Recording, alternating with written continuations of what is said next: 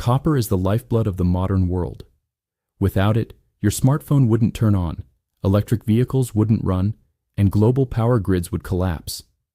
And as the world transitions to green energy, the demand for this red gold is skyrocketing. Sitting right on top of one of the richest mineral deposits on Earth is Zambia. This nation holds roughly 6% of the world's known copper reserves and consistently ranks as one of the top copper producers globally. By all standard economic logic, Zambia should be an African powerhouse, wealthy, highly developed, and economically dominant. Yet, the reality is entirely different. Millions still live below the poverty line, and the country has historically battled crushing national debt. Why hasn't copper made Zambia rich? Today, we are diving into the complex economics behind the resource curse, historical missteps, and the global forces keeping a wealthy nation poor. To understand Zambia's financial struggles, we have to look at a fundamental rule of investing: diversification. If you put all your money into one stock, you risk losing everything if that stock crashes. Unfortunately, Zambia's entire economy is built on putting all its eggs in one basket. Copper accounts for over 70% of the country's export earnings. This creates a massive problem known as commodity volatility. When global copper prices are high, the Zambian economy booms. Budgets are balanced and investment flows in. But when global demand drops, like during global recessions, copper prices plummet. Because Zambia relies so heavily on this single metal, a drop in global copper prices instantly triggers a domestic financial crisis. The country's currency, the kwacha, loses value, inflation rises, and government revenue dries up. Zambia is perpetually trapped on a financial roller coaster driven by prices it has absolutely no control over. But relying on copper is only half the story. The next major issue is who actually keeps the money generated by the mines. Following its independence, Zambia nationalized its mines to keep the wealth within the country. However, under government management, falling prices and lack of reinvestment led to a massive decline in production. By the 1990s, facing heavy economic pressure and advice from international financial institutions, Zambia privatized its mining sector. While privatization brought foreign capital and revived production, it came at a steep cost. Massive multinational corporations bought the rights to Zambia's resources. To attract these investors, the government offered highly generous tax incentives and low royalty rates.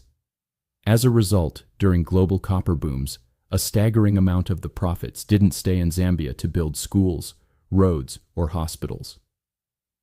Instead, billions of dollars flowed straight out of the country into the bank accounts of foreign shareholders. Zambia was supplying the world's copper, but keeping only a fraction of the financial reward.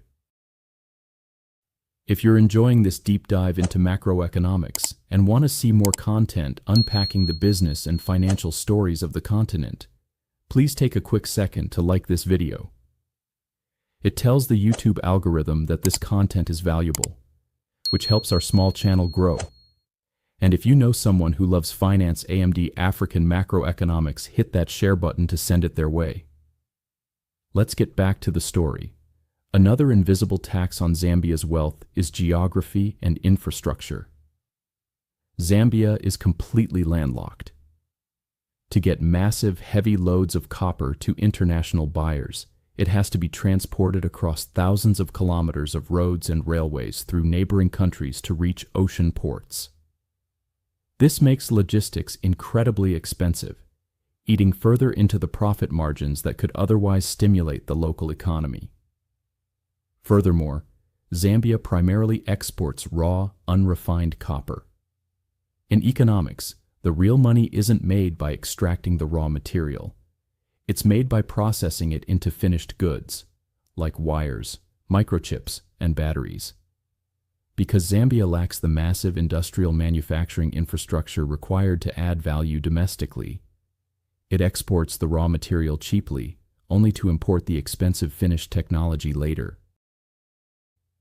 To compensate for missing revenues, Zambia, like many developing nations, turned to international loans to fund its national development. By the late 2010s, this created a massive debt burden.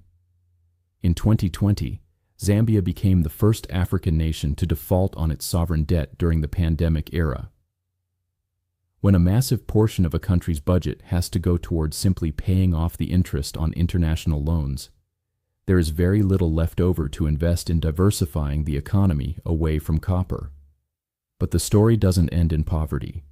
Today, Zambia is actively working to change its economic narrative.